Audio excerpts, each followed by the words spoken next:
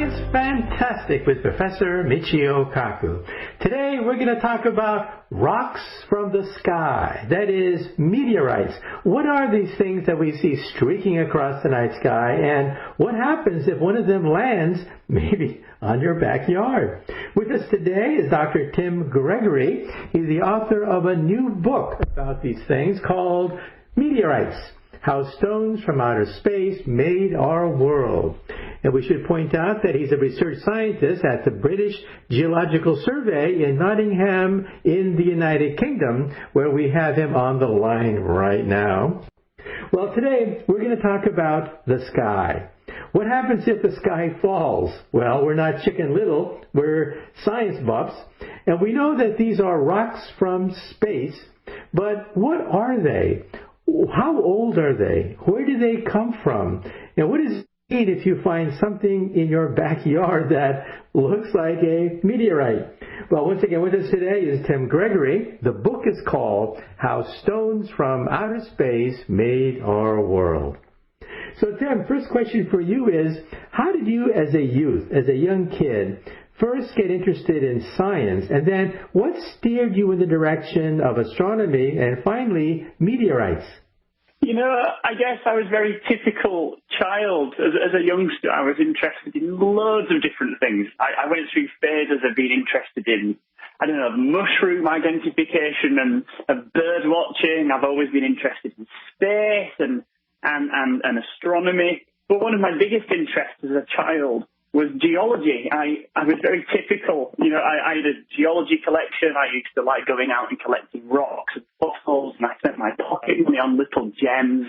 And growing up, I just ended up sort of drifting towards a degree in geology. And it was during my degree that I found actually you can combine a love for space with a love for geology in the form of meteorites, because of course meteorites are rocks that come from outer space.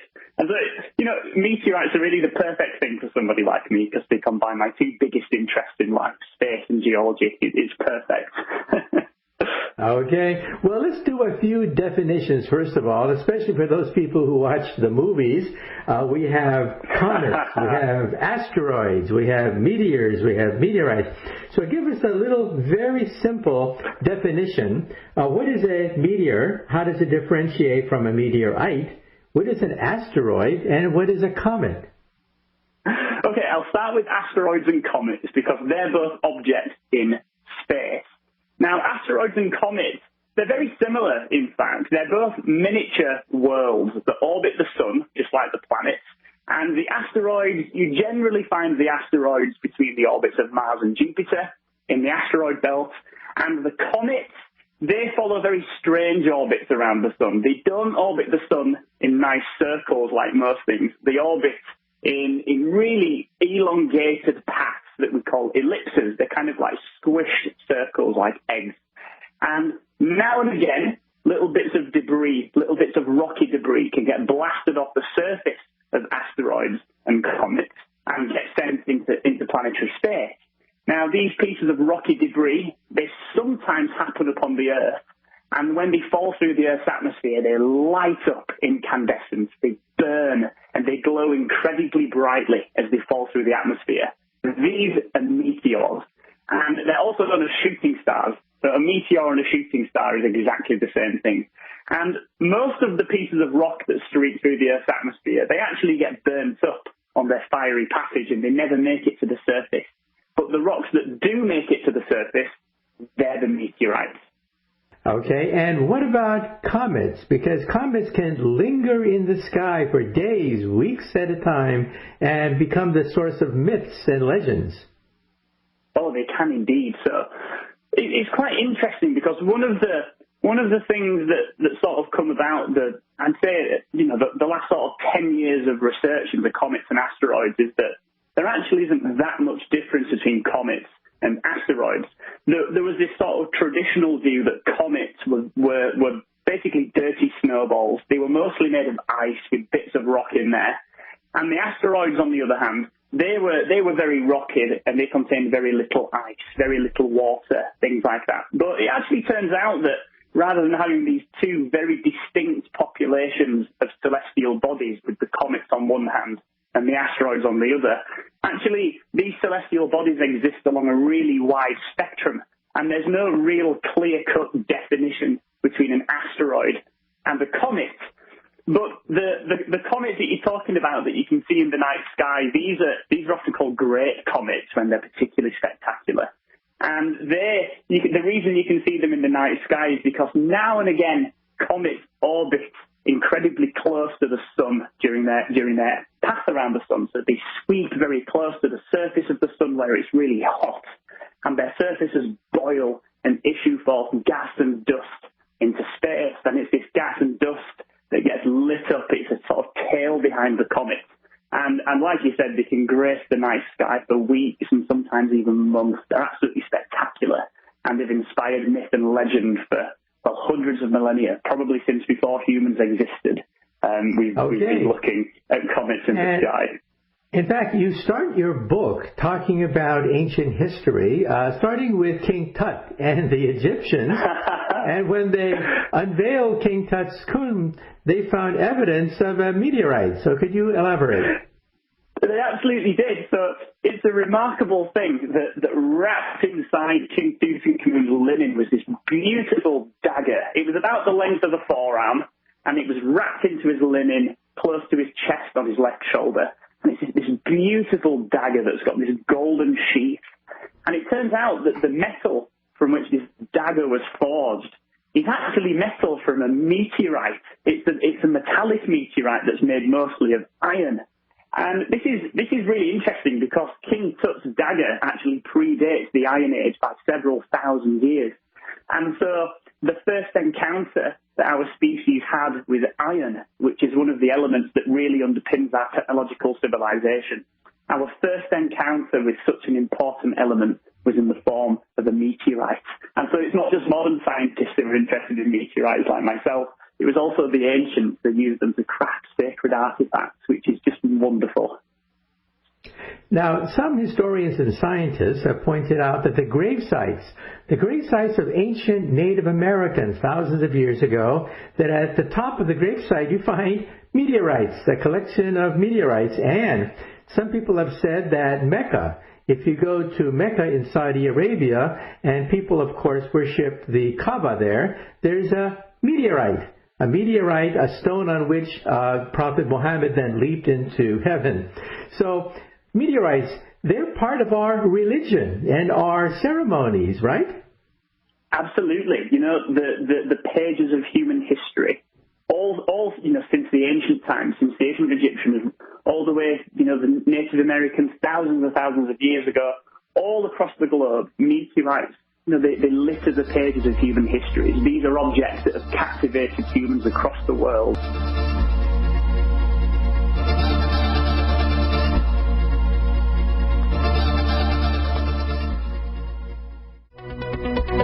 Welcome back to Science Fantastic with Professor Michio Kaku. With us today is Tim Gregory, author of a new book, Meteorite: How Stones from Outer Space Made Our World. And we have him all the way from England. He's a research scientist at the British Geological Survey in Nottingham in the United Kingdom. Well, where we left off, we were talking about how the ancients viewed meteorites, these stones from outer space that land on our backyard. But now we have meteorites that actually whiz across the night sky in modern times. So tell us a little bit about the Russian meteorite. Chelyabinsk was ground zero for a meteorite just a few years ago, and 100 years ago, back in 1908, Tunguska in Russia, once again, was the place where a giant meteor or comet slammed into the Earth. So could you elaborate? Oh gosh, Chelyabinsk. It's one that I remember. I was actually in class when I heard about that. I was in a physics lecture as an undergraduate. Strangely, we were learning about orbital dynamics, and then Chelyabinsk fell out of the sky, and it fell over this town in Siberia.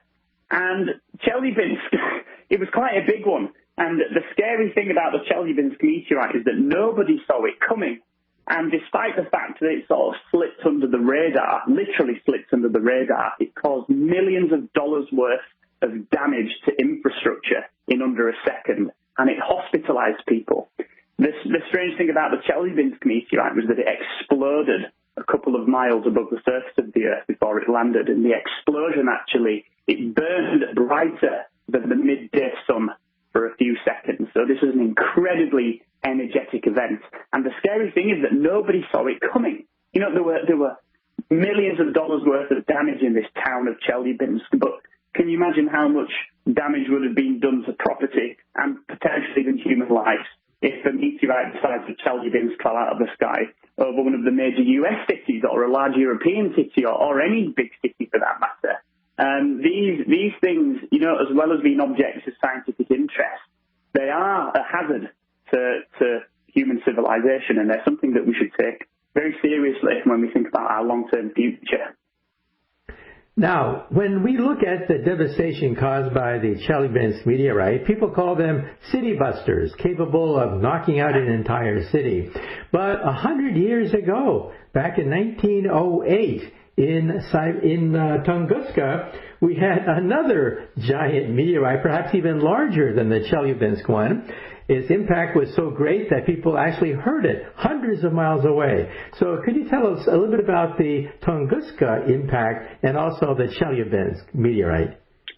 Yeah, sure. So the Tunguska impact is a strange one, and, you know, it's still somewhat shrouded in mystery because, like you said, it was one of the loudest sounds ever recorded, and it flattened trees for hundreds of square miles around the epicenter of the explosion. And yet, pieces of the impactor have never been found. Not so much as a single rock has been found. And so the exact nature of the celestial body that caused the Tunguska event about 100 years ago is still actually not very well understood. It's a bit of a mystery and a bit of a head scratcher. I would love to know the answer as much as anybody else.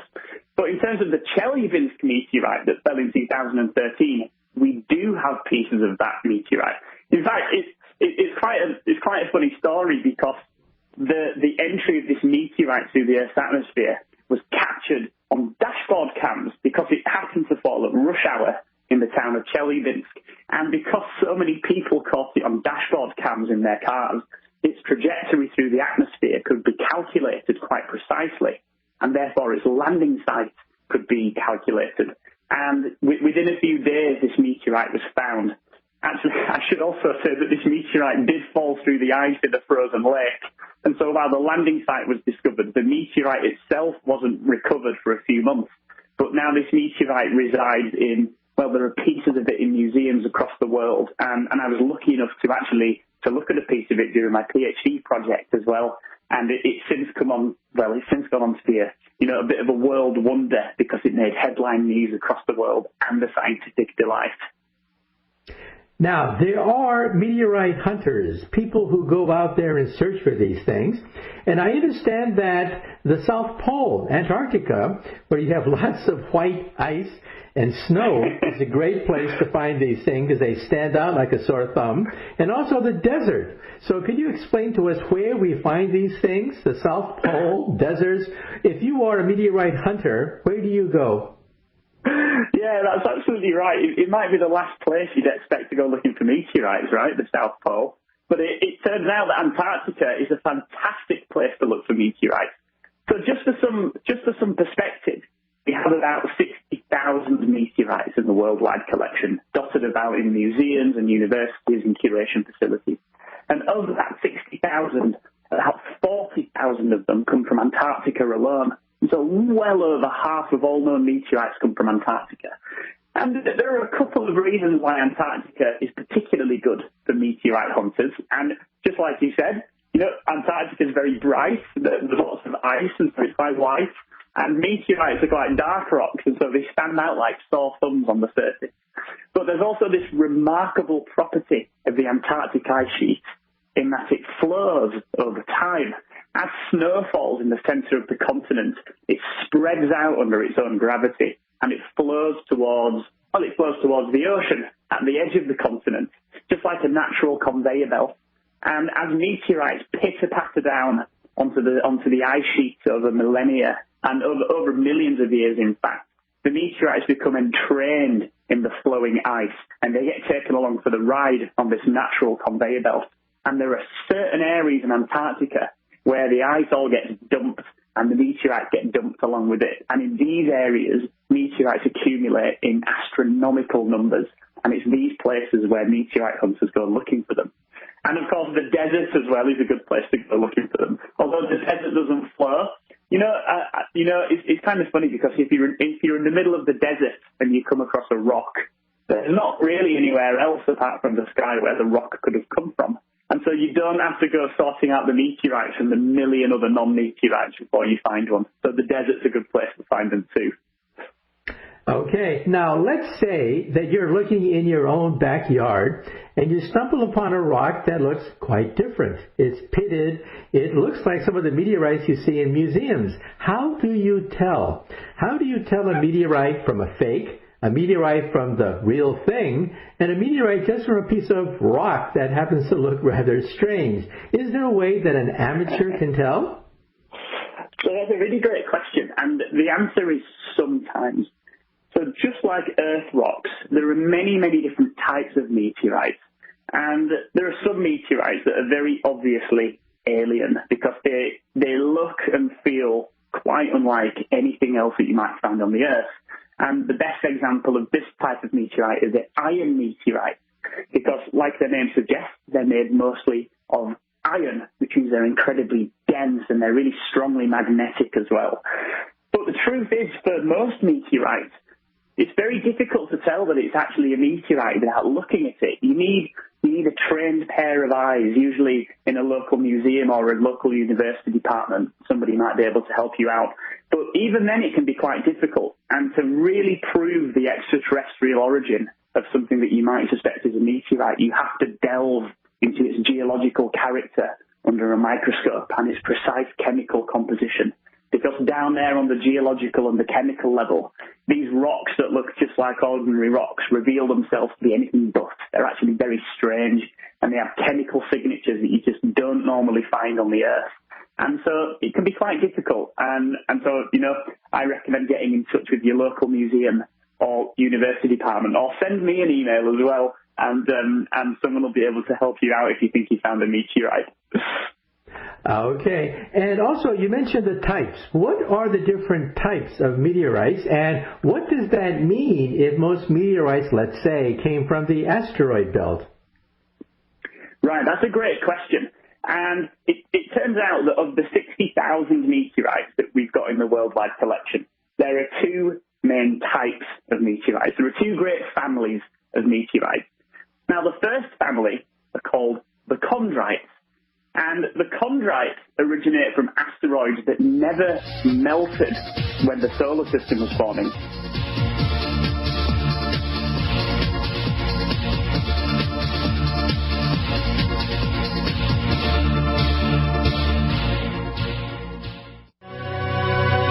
Welcome back to Science Fantastic with Professor Michio Kaku. Once again, with us online from England is Dr. Tim Gregory, author of a new book, Meteorite: How Stones from Outer Space Made Our World. Well, when we last left off, we were talking about the different types of meteorites.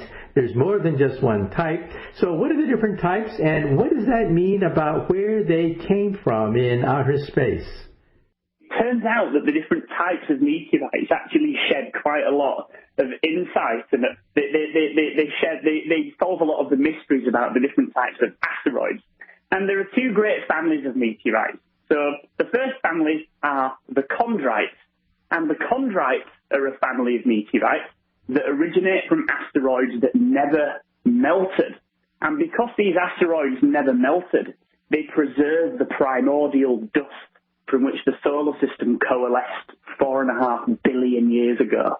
And so by studying the chondrites, these primitive meteorites, we've learned not just about the asteroids from which they originate, but we've learned about the raw ingredients that you need to make asteroids and planets and the solar system itself.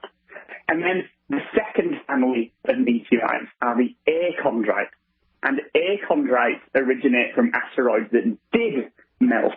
And in melting, these asteroids underwent entire geological transformation. They turned from coalesced balls of dust orbiting the sun into molten worlds, entirely molten. And these asteroids, they crystallize giant metallic cores in their centers, just like the Earth's core. And they have volcanoes on their surface. And so these were really fiery worlds. They were real infernos. Okay, now, we talked about where asteroids come from, but some asteroids and meteors come from Mars.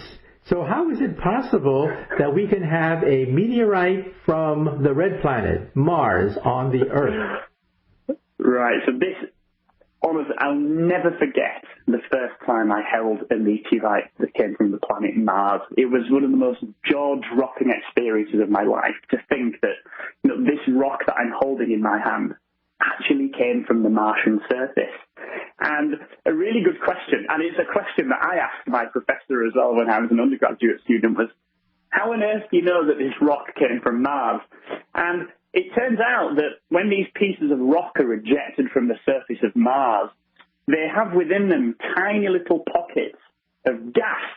And this gas, it's locked inside these rocks. It stays locked inside these rocks during their interplanetary voyage to the Earth. And if we measure the chemical and the isotopic composition of the gas bubbles trapped in these rocks, it matches the composition of the Martian atmosphere perfectly.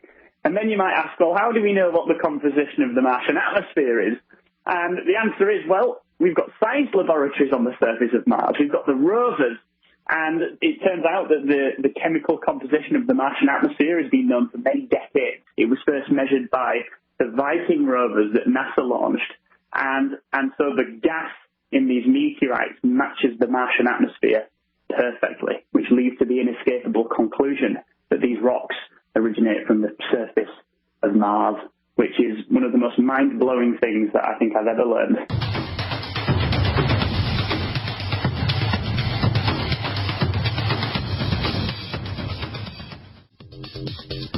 Welcome back to Science Fantastic with Professor Michio Kaku. With us on the line all the way from England is Dr. Tim Gregory, author of a new book, Meteorite, How Stones from Outer Space Made Our World. Where we left off, we were talking about the fact that Mars rocks apparently have landed on the Earth because they were blasted out of Mars millions and millions of years ago, drifted in space, and then landed on the Earth. Well, some people are now theorizing that there could be a ping-pong game. A ping-pong game between Mars, the Moon, Earth, and Venus, as meteorites plow into them, shower outer space with debris, which then land on neighboring planets. So maybe Earth rock will be found on the Moon. Maybe Venusian rock will be found on Mars.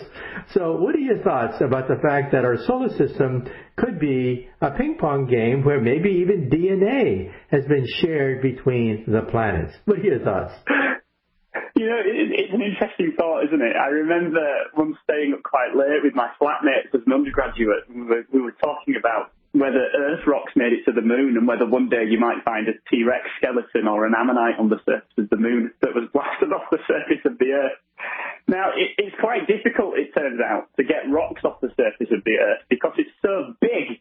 And because the Earth is so big, its gravitational field is actually relatively strong. The Earth is the largest rock in the solar system. It's the biggest terrestrial planet.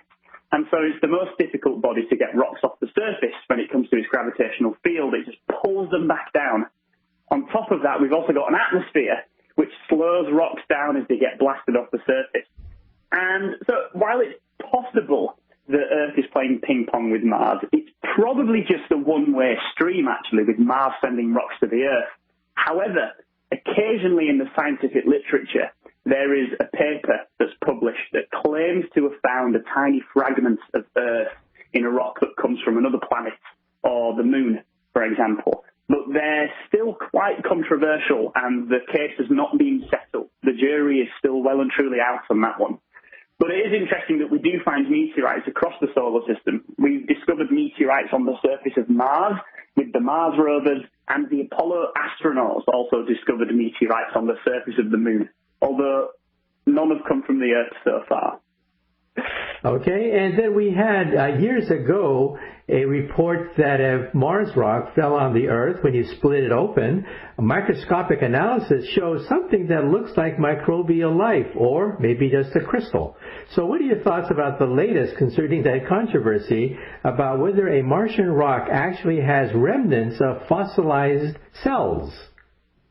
Yeah, so this is actually a really interesting story, because I think that this particular meteorite, that in the early 90s, a group of scientists, they claimed to have found the fossilized remnants of Martian life forms inside this meteorite. I think that's one of the reasons why NASA still to this day is very, very focused on Mars missions, and why it hasn't really bothered that much with the other planets. It's all Mars, Mars, Mars for NASA. And I think that stems back largely to this particular meteorite. Now, at the time, there was a lot of controversy about this discovery. So this group of researchers looked at this meteorite under a microscope and saw what they thought was fossilized Martian bacteria. But there were quickly lots of counter-arguments from across the scientific community who actually recreated similar-looking structures.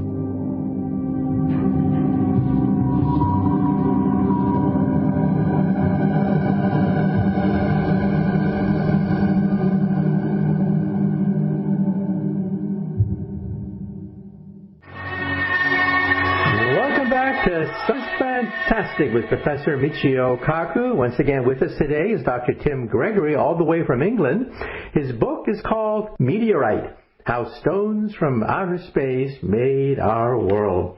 Well, when we last left off, we were talking about, meteorites from Mars. Are they really carriers of potential life forms? Some scientists even think that maybe DNA may have come from Mars, in which case maybe we are the Martians.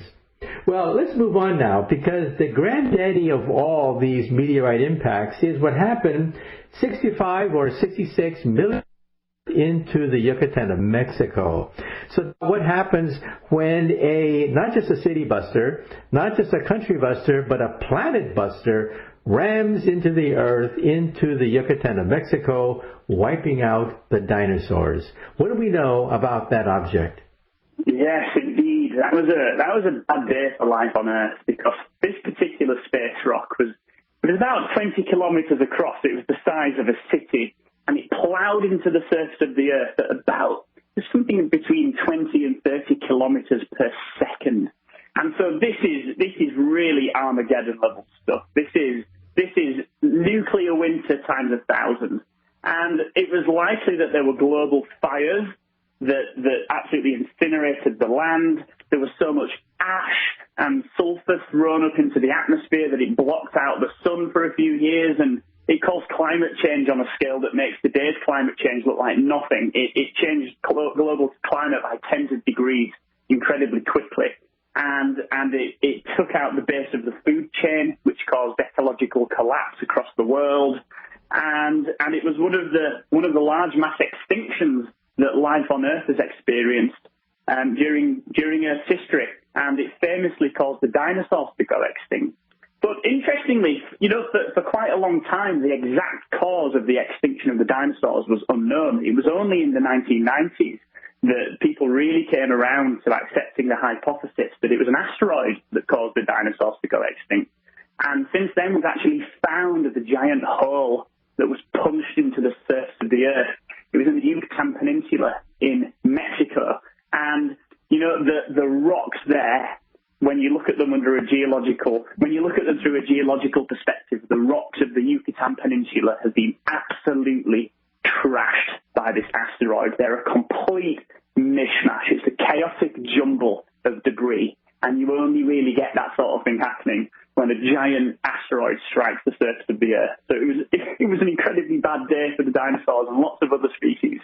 And I understand that people have now drilled into the Gulf of Mexico and retrieved what they think are actual samples of the meteor or comet that slammed into the Earth. What have we learned? What have we learned about mining operations that are now actually digging into the impact crater itself? Well, it's fascinating, because because actually most of the asteroid was completely destroyed during the explosion. So just think about how much energy has to be released to completely destroy a piece of rock that's miles across. This rock is mostly completely vaporized, and very little of the original material actually still exists. But using the tools of science, you can recognize the chemical and the isotopic signatures of this rock, because of course this asteroid came from space, and so its chemical characteristics are quite different to Earth rocks. And so by teasing apart the rocks of the Yucatan Peninsula and other rocks from across the world that were affected by this event, you can tease out the characteristics of the asteroid. And we now know that the asteroid that caused the dinosaurs to go extinct, it almost certainly came from the asteroid belt. And it's a particular type of asteroid called the carbonaceous asteroid. And carbonaceous asteroids are interesting because they contain lots of water and lots of organics as well. They contain lots of complex carbon-bearing molecules, including amino acids, which are the building blocks of life. And there's a hypothesis that it was the same types of meteorites that delivered water and the building blocks of life to the Earth. And so there's a real nice sort of cyclicity to that. There's a nice contrast. You know, these meteorites, we've learned about our own origins and perhaps even the origin of life. But as well as the givers of life, asteroids are the takers of life too, because occasionally they crash into the planet called Armageddon. And, you know, like you, I'm very much in favour of humanity surviving far into the future. I really look forward to far into the planetary future, and a future in which an asteroid will hit the surface of the Earth is something that we're going to have to seriously contend with and take very seriously if we're going to survive in the medium and the long term. And the dinosaurs were proof of that. If only they had a space program, eh? Yeah, the dinosaurs did not have a space program, but we do have a space program, and we also have lots of Hollywood movies like Deep Impact and Armageddon. But aren't they all fake? In the sense that we have no space shuttle that can reach deep space to intercept one of these rocks from space. And even if we could intercept one of these rocks from space, what do?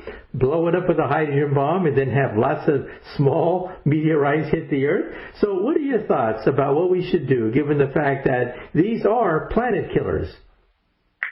Right, you're exactly right. We currently don't have the infrastructure and the technology to fly into deep space and intercept an asteroid that's on the collision course with the Earth. And I think that's really something that we should talk very seriously about fixing. You know, there are lots of global issues that humanity is facing right now in the year 2020. We've got environmental issues, we've got economic issues, but celestial issues are one of them. And I think, you know, this is, rather than being something that we should worry about, it's something that we should embrace. We should accept the responsibility of living on a planet that might be impacted and keep together. Okay. Well, Tim, we've run out of time. Once again, the book is called Meteorite, How Stones from Outer Space Made Our World by Dr. Tim Gregory, research scientist at the British Geological Survey in Nottingham.